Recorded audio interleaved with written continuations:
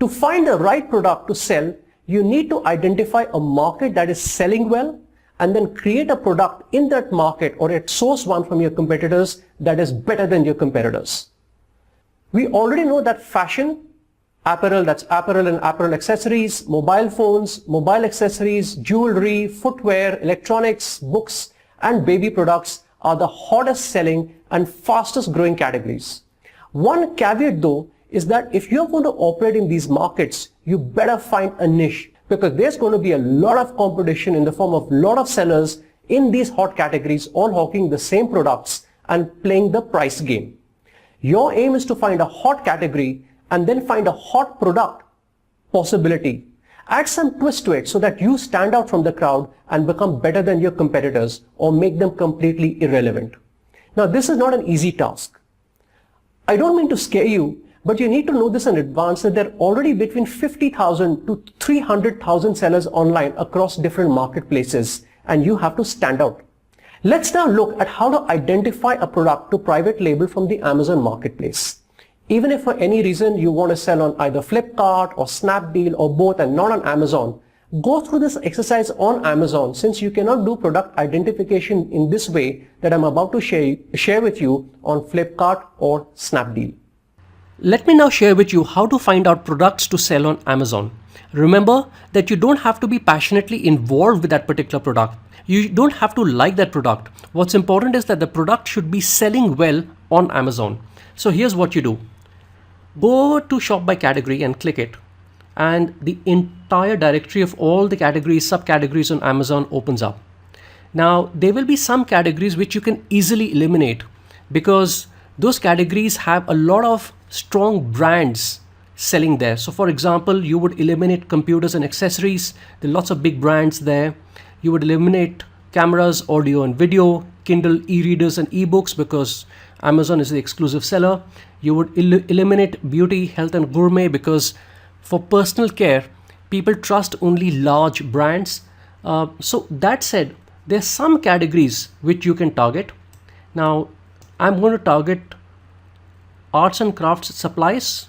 Let me look at office and stationery. So once I come into office and stationery, I head over to Bestsellers. Let me click Bestsellers, and you come up with the list of bestsellers. Now, if you just scroll down for a second, Amazon is going to share with you the top 100 bestsellers in the office stationery category, grouped in groups of 20. Now, right away I can see that there's some very strong brands here like Casio and Parker.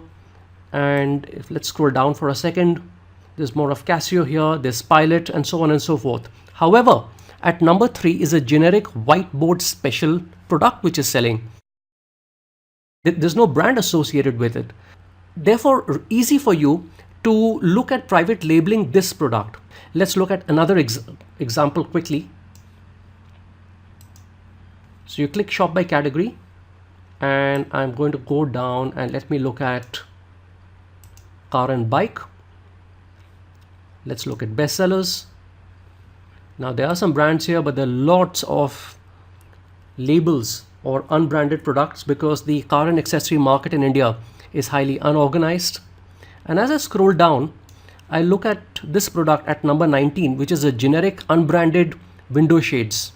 So this is also something which might be interesting to private label.